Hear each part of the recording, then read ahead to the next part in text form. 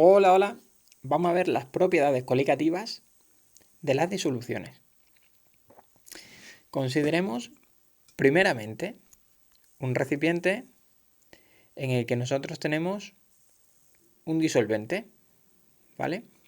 Podría ser el agua solamente.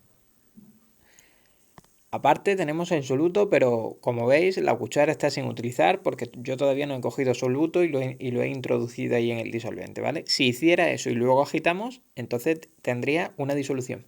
Pero insisto, no estamos ahora mismo cogiendo nada de soluto y echándolo en el disolvente, ¿vale? Así que centrémonos de momento en el disolvente puro sin mezclar. Recordad que al disolvente puro le poníamos como abreviatura la D minúscula.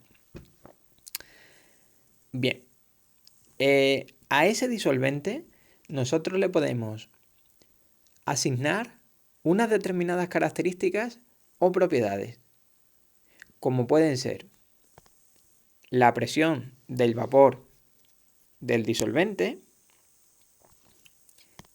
que escribiremos de forma abreviada con una P y un cerito arriba puesto, que se lee super, P super 0.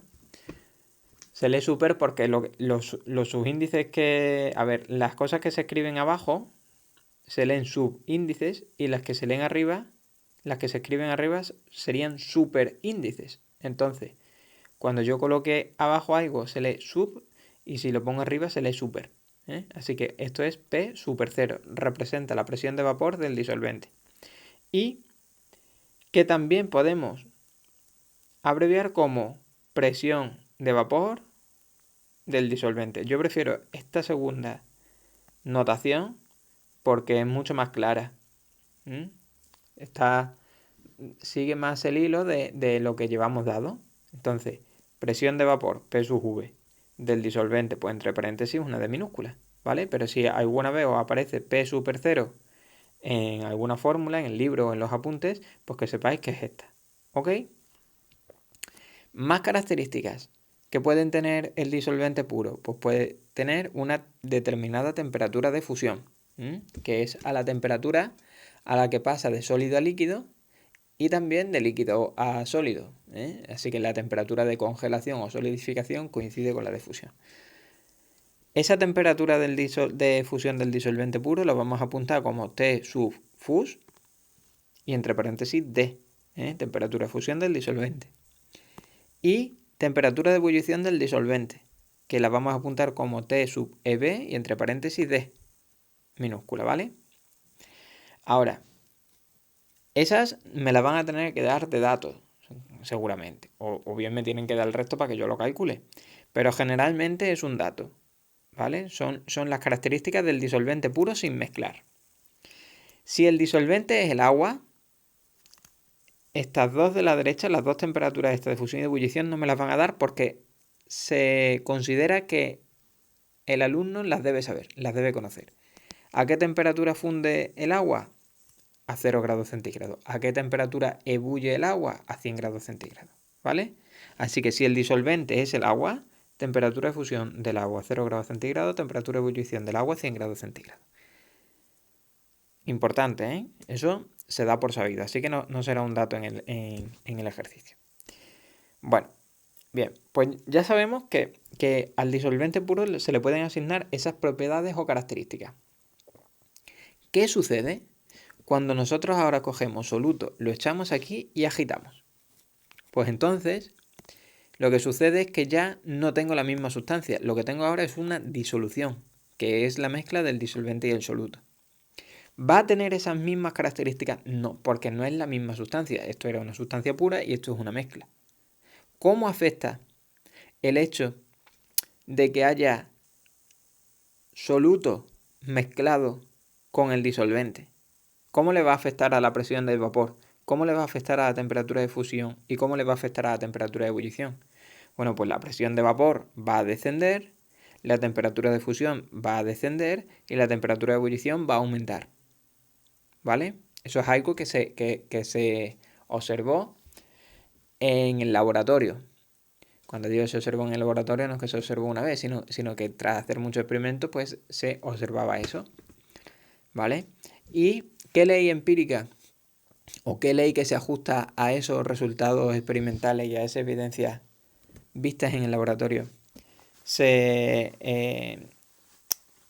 basan en unas expresiones matemáticas que nos permitan calcularlo? Pues la siguiente, ¿vale? Las vamos a ver. Antes de ponernos a calcular esas presiones de vapor de la disolución, esa temperatura de fusión de la disolución y esa temperatura de ebullición de la disolución, caigamos en la cuenta de que esta disolución tendría unas concentraciones que nosotros sabríamos calcular. Si ahí me dan la masa de soluto, si me dan el volumen de la disolución, si me dan su densidad y demás, y su riqueza en masa, yo puedo sacar su molaridad y su fracción molar de soluto. Esas cosas que ya hemos aprendido a calcular con anterioridad, las vamos a tener que utilizar ahora en los ejercicios estos, ¿vale?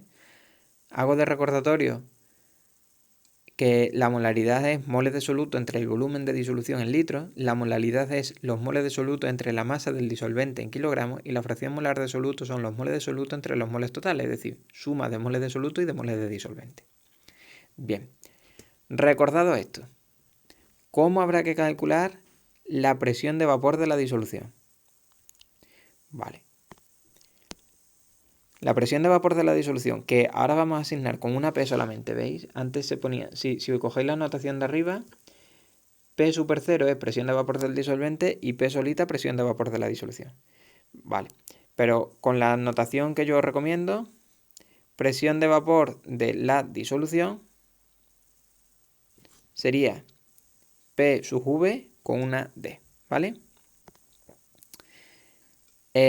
Ahora vemos cómo la calculamos. Temperatura de fusión de la disolución, ¿cómo la vamos a denotar? T sub fus y entre paréntesis una D mayúscula. ¿En qué se diferencia de la anterior? Pues que aquella era con una D minúscula porque era exclusivamente del disolvente puro. Esta ya va a ser de toda la disolución. Temperatura de ebullición de la disolución, T sub Gb, pero con una D mayúscula, ¿vale? Y ahora una cosa nueva que antes no aparecía. No aparecía porque no la tenía. Presión osmótica de la disolución, ¿vale? El disolvente puro se dice que tenía una presión osmótica 0. Pero la disolución sí que va a tener una determinada presión osmótica. Esa presión osmótica, si os preguntáis qué es eso de presión osmótica, bueno, pues es presión que ejerce un fluido en el que hay disueltas unas sales, es decir, presión que ejerce una disolución para ser capaz de filtrar a través de una membrana. Y eso es de gran interés desde el punto de vista biológico, ¿vale? Pero bueno, ya sabéis lo que es. Capacidad para filtrar a través de una membrana. Cuanto mayor sea la presión osmótica, mejor filtraría ese fluido, esa disolución a través de la membrana, ¿vale? Bien, bueno, pues vamos ahora al cálculo de estas cosas. ¿Cómo se calcula la presión de vapor de la disolución? La presión de vapor de la disolución va a experimentar un descenso, por eso se titula descenso de la presión de vapor. Si experimenta un descenso, tened en cuenta que la presión de vapor de la disolución será la presión de vapor que tenía el disolvente menos una determinada cantidad, ¿vale? Ahora, esa cantidad hay que calcularla. ¿Cómo se calcula? Así. El descenso experimentado por la presión de vapor, el incremento P representa el descenso, ¿vale? Ese descenso que experimenta la presión de vapor se calcula multiplicando la presión de vapor que tenía el disolvente puro por la fracción molar de soluto, que os dije que nos iba a hacer falta.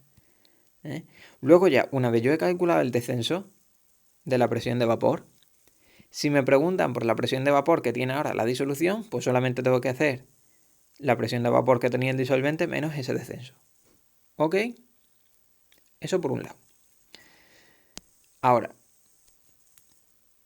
temperatura de fusión de la disolución. ¿Cómo se calcula? Bueno, pues tenemos que saber que la temperatura de fusión experimenta un descenso crioscópico.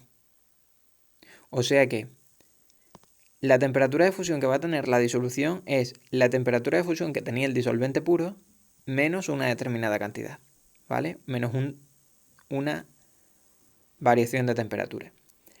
Esa variación de temperatura es lo que se llama el descenso crioscópico. ¿Ok? ¿Cómo se calcula ese descenso crioscópico? El descenso crioscópico es el producto de la molalidad por una constante crioscópica que me tienen que dar. Eso vendrá como dato en el enunciado. Vendrá K sub C, 2 puntos.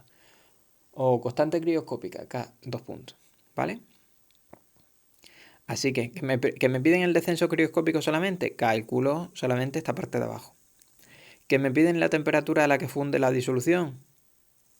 Pues hago la resta de la temperatura a la que fundía el disolvente menos esa variación de temperatura que habíamos calculado abajo. ¿Vale? Más cosas.